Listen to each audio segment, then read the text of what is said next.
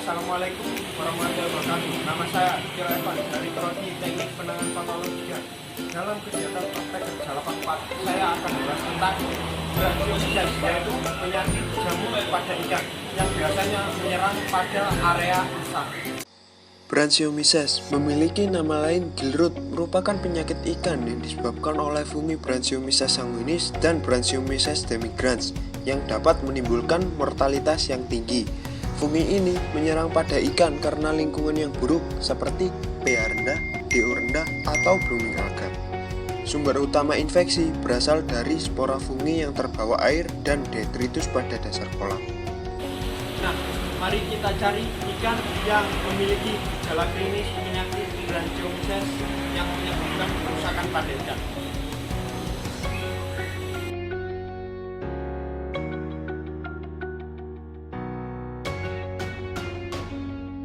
Nah, berikut ini merupakan morfologi fungi yang dibedakan menjadi dua, yaitu Branchiomyces sanguinis dan Branchiomyces demigrans. Dari spora, diameter hifa, tebal dinding hifa, dan diameter spora. Berikut merupakan gejala awal ikan terjangkit penyakit ini. Yang pertama yaitu ikan tampak lesu atau malas bergerak. Kemudian ikan juga berenang ke permukaan serta gelisah. Biasanya diikuti dengan nafsu makan yang buruk. Seringkali ikan bergerombol pada bawah titik aerasi karena ikan mengalami kesulitan bernafas atau asphyxia. Nah, yang menjadi organ target dari penyakit ini adalah infeksi pada jaringan insang ikan. Fungi menghambat aliran darah dan kemudian merusak insang sehingga mengurangi jumlah eritrosit pada lamela insang. Gejala yang ditampilkan pada jaringan insang adalah tampak berlurik dan mengkilat, dengan bagian yang pucat sebagai tanda jaringan tersebut sudah terinfeksi. Adapun kapiler darah pada filamen insang yang terinfeksi berwarna putih keabuan. Jika dilihat secara mikroskopis, jaringan insang terlihat hemoragi dengan hifa dan spora fungi yang menempel.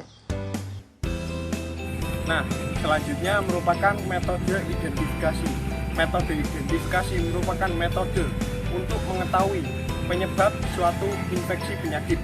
Nah, berikut ini contoh metode identifikasi yang dapat dilakukan untuk mengetahui penyebab suatu infeksi. Memastikan gejala klinis ikan yang berkaitan dengan gangguan pada organ insang dengan cara membuka bagian operkulum untuk mengamati organ insang. Pemeriksaan insang di bawah mikroskop untuk mendeteksi spora dan hifa.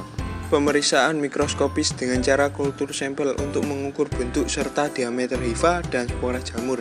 Lalu dilakukan pewarnaan lactopenel cotton blue untuk pemeriksaan pertumbuhan jamur pada mikroskop. Pemurnian kultur jamur untuk pemeriksaan karakteristik makro dan mikromorfologi. Pemeriksaan morfologi meliputi laju pertumbuhan jamur, tekstur, serta perubahan warna dari jamur dan koloni. Histopatologi diperoleh dari jaringan insang untuk mengamati struktur jaringan insang. Yang pertama yaitu fiksasi, kemudian dilakukan pembilasan untuk menghilangkan larutan fiksasi, kemudian dehidrasi untuk menghilangkan air dalam jaringan, kemudian clearing, membersihkan dengan kloroform. Selanjutnya embedding, penanaman dengan parafin pada suhu 60 derajat.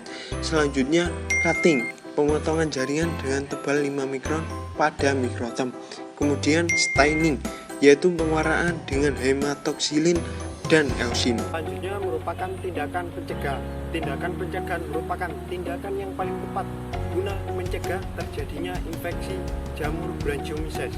Nah, berikut ini contoh tindakan pencegahan yang dapat dilakukan untuk mencegah masuknya patogen jamur branchiomyces.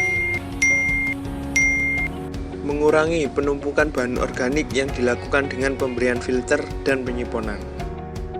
Isolasi pada ikan yang sudah terjangkit penyakit jamur branchiomyces pada kolam lain agar jamur tidak menyebar ke ikan lain.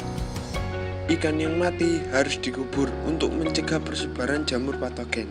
Jika ikan telah terinfeksi, diperlukan tindakan pengobatan untuk mengurangi angka kematian supaya tidak menimbulkan kerugian ekonomi yang semakin meningkat. Banyak larutan yang dapat digunakan dalam mengobati infeksi dari jamur branchiomyces, mulai dari NaOH, KMN4, dan CuSO4.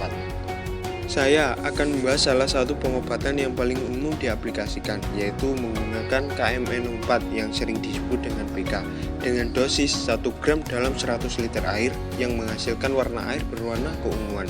Tergolong dalam teknik perendaman jangka pendek, karena perendaman ikan yang terinfeksi dilakukan selama 30 menit. Itulah penjelasan seputar penyakit branchiomyces yang menyebabkan kerusakan pada ikan. Sekian dari saya. Wassalamualaikum warahmatullahi wabarakatuh.